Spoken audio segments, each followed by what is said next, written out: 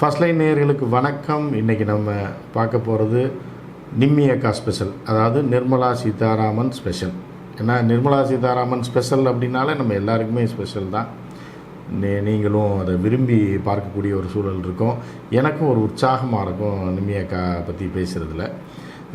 இந்த இந்தியாவுக்கே உற்சாகமாக இருக்கும். ஏன்னா அவர் செய்யக்கூடிய வியாபாரங்கள், அவர் செய்யக்கூடிய அந்த கம்பெனிஸை விற்கிறது சொல்கிறேன், இதெல்லாம் நம்ம ரொம்ப வருத்தப்பட்டு இந்த நாடே ரொம்ப மோசமான நிலைமைக்கு போனால் கூட, ஆனால் அவர் பேசுகிற பேச்சுக்களையும் அவர் சொல்கிற இந்த பொய்யான டேட்டாக்களையும் விமர்சித்தோ இல்லை அதற்கு எதிர்கருத்து சொல்பவர்கள் பற்றி பேசுவதோ நிச்சயமாக நமக்கு ஒரு சக்கரை கட்டி சாப்பிட்ட மாதிரி தான் இருக்கும் அப்படின்றது உங்களுக்கும் தெரியும், எனக்கும் தெரியும். ஸோ இப்போ மேட்ருக்கு வருவோம். பிடிஆர் போகிற போக்கில் என்ன பண்ணியிருக்காருன்னா, அப்படின்னு காலில் அப்படி லைட்டாக ஒரு இதை எத்தி விட்டு போவாங்கல்ல, அந்த மாதிரி ஒரு வேலையை பண்ணியிருக்காரு. என்ன பண்ணியிருக்காரு அப்படின்னு பார்த்தீங்கன்னா, நம்ம ஏற்கனவே ஒரு இதில் பார்த்தோம். பிடிஆர் போய் டெல்லி போனார், அக்காவை சந்திச்சார், வந்தார். அவர் ரொம்ப அமைதியாக, அக்கா பதட்டமாக இருந்தாங்க. அதுக்கப்புறம் பிடிஆர் போனதுக்கப்புறம் தான் நிம்மதியானாங்கலாம் நம்ம பார்த்துருப்போம்.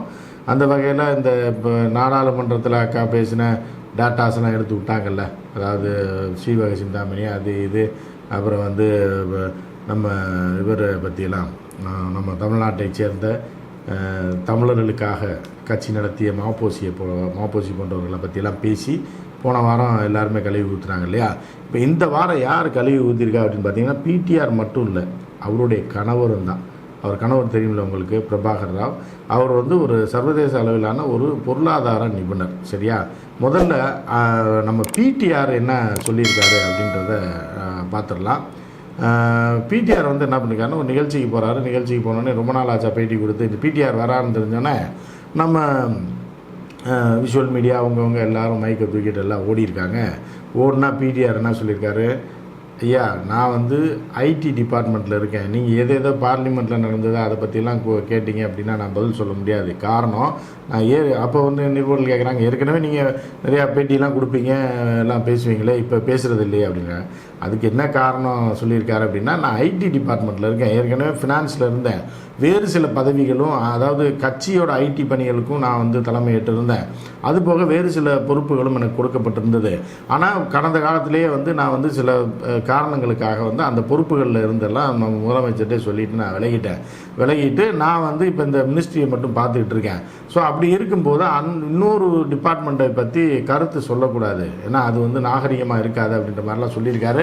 நம்ம ஆட்கள் விடுவாங்களா, நிம்மி அக்கா மேட்ரு ஏதாவது நீங்கள் சொல்லி தான் சார் ஆகணும் அப்படின்ட்டு இருக்காங்க. இல்லைங்க அப்படி சொல்ல முடியாதுன்னு இருக்காரு.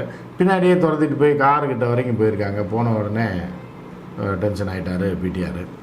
சரி, கேட்குறீங்க, என்ன கேளுங்க அப்படிங்கும்போது கேட்டிருக்காங்க, நம்ம நிம்மி அக்கா ஒரு எம்பி கேட்ட கேள்விக்கு நாடாளுமன்றத்தில் இந்தியாவிலேயே 2வது கடன் அதிகமாக வாங்கின மாநிலம் தமிழ்நாடுன்னு சொல்லியிருக்காங்களே, அதை பற்றி நீங்கள் என்ன நினைக்கிறீங்க அப்படின்னு. இல்லை, நான் நிதியமைச்சர் இல்லை, இருந்தாலும் கடந்த காலத்தில் நான் இருந்தேன் இல்லையா, இது எவ்வளோ நாளில் வந்தது அப்படின்றத நான் சொல்லி தான் ஆகணும் அப்படின்னு சொல்லிட்டு என்ன சொல்லியிருக்காருன்னா, 2014 இந்த சரிவு ஆரம்பித்து விட்டது அப்படின்றாரு. அதுபோக என்ன சொல்கிறாருன்னா, அப்போது யார் ஆட்சியில் இருந்தார்களோ, தமிழ்நாட்டில் எடப்பாடி தானே ஆட்சியில் இருந்தார், அவர்கள் வாங்கி வைத்த கடன் சுமையும் தான் இப்போ ஏறி இருக்கின்றத மறைமுகமாக சொல்லிட்டு அப்போ நிம்மி அக்காவை பற்றி கேட்குறாங்க. அவங்க சொன்னது கரெக்டு தான். தமிழ்நாடு எவ்வளோ கடன் வாங்கியிருக்குன்னு அவங்ககிட்ட கேட்டிருக்காங்க நாடாளுமன்றத்தில். அவங்க தமிழ்நாட்டுக்கு கிட்டத்தட்ட ஒரு 27% அளவிற்கு கடன் இருக்குது அப்படின்னு சொல்கிறாங்க. அது உண்மை தான். அதே நேரத்தில் இன்னொரு விஷயம் என்னென்னா, உற்பத்தி அதிகமானால் தான் கடனும் அதிகமாகும் அப்படின்றது அவங்களுக்கும் தெரியும். எம்பி கேட்ட கேள்விக்கு சொல்லியிருக்காங்க அப்படின்னு சொல்லியிருக்காங்க. இல்லை, இப்படி சொல்லியிருக்காங்களே, தமிழ்நாட்டை ஏதோ சரியாக மேனேஜ் பண்ணலன்ற மாதிரி அப்படின்னு. இல்லை அப்படி இல்லைங்க, அவர்கிட்ட கேட்ட கேள்வியை சொல்லியிருக்காங்க. ஆனால் பிடிஆர் என்ன சொல்கிறாருன்னு பாருங்கள், அதுக்கப்புறம் நம்ம பேசிக்கலாம். இன்றைக்கு தமிழ்நாட்டில் 2வது இடத்தில் இருக்க வேண்டியது முதல் இடத்தில் இருக்கிறது என்றால், மகாராஷ்டிரா நம்மளுடைய உற்பத்தியில் கடனை கம்மியாக வைத்திருக்கிறார்கள். உண்மை. நம்மளும் அதே இடத்துல இருந்திருப்போம். 2014 21 நடந்த ஆட்சி நடக்காமல் இருந்திருந்தால், அவ்வளவுதான் அதுல சொல்ல முடியும். இதெல்லாம் எதிர்கட்சிகள் பேசிக்கிட்டே இருக்காங்க சார். அவங்களுக்கு என்ன சார் பேசும்? தவறான தகவலை சொல்லியிருக்கிறாரா பார்லிமெண்ட்ல? அவங்க சொன்ன நம்பர் கரெக்டான நம்பருங்க. திருப்பி சொல்றேன், கடனுடைய அளவு மாநிலத்தோடைய உற்பத்திக்கு ஏற்பதான் இருக்கும். அவங்க சொன்ன நம்பர்ல தவறே இல்லை. ஆனா அவங்க சொன்ன நம்பரின் அடிப்படையில் என்ன ரெண்டு கருத்து தான் நான் கேட்க வேண்டியது. மகாராஷ்டிரா மட்டும்தான் தமிழ்நாடோட பெரிய பொருளாதாரத்தில் உற்பத்தி வச்சிருக்கார்கள். அவங்களுக்கு நம்மளோட கூடுதல் கடன் இல்லை என்றால் அவங்க நம்மளோட சிறப்பா இருக்காங்க. அது ஒண்ணுதான் சொல்ல முடியும்.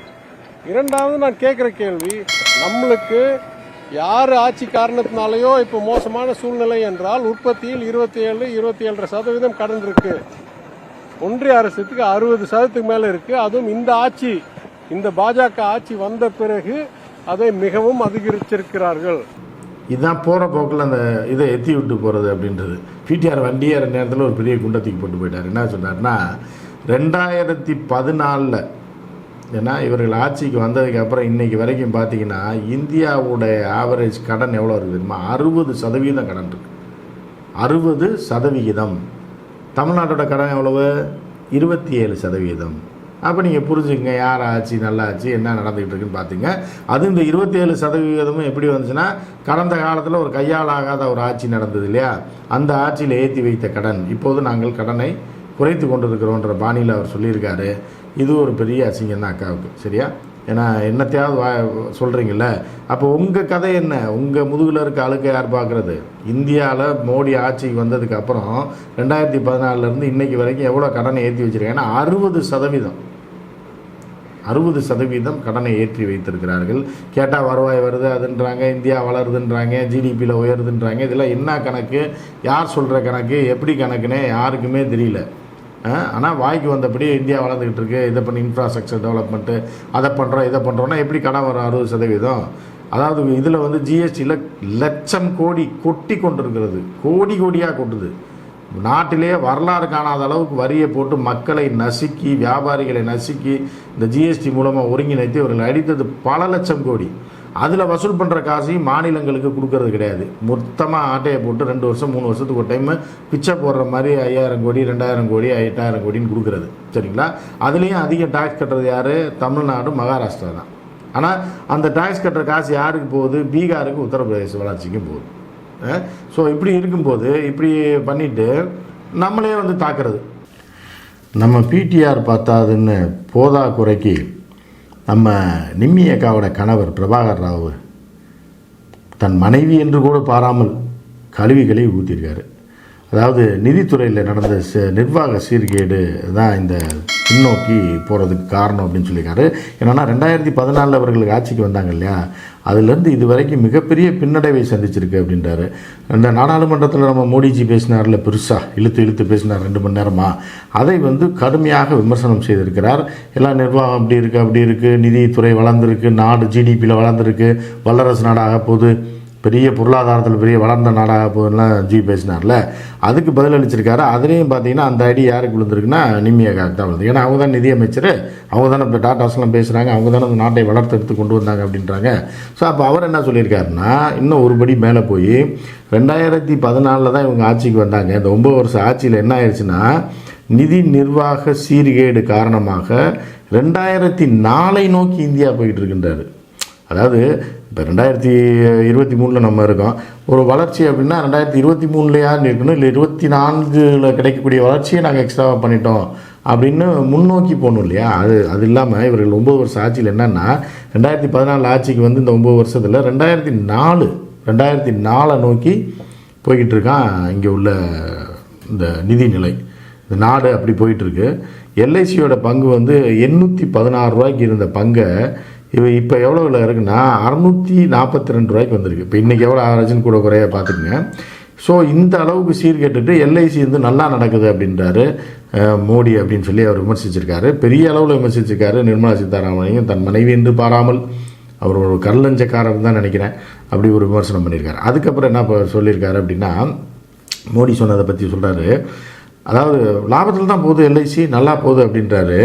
ஆனால் அதுக்கு நம்ம என்ன ஒரு உதாரணம் சொல்லணும் அப்படின்னா, ஒரு 25,000 ரூபா முதலீட்டில் ஒரு கடை நடத்துறீங்க, ஆனால் 1 லட்ச ரூபா மாதம் லாபம் வருது. 25,000 ரூபா முதலீட்டில் நடத்துறதுல 1 லட்ச ரூபா லாபம் வருது.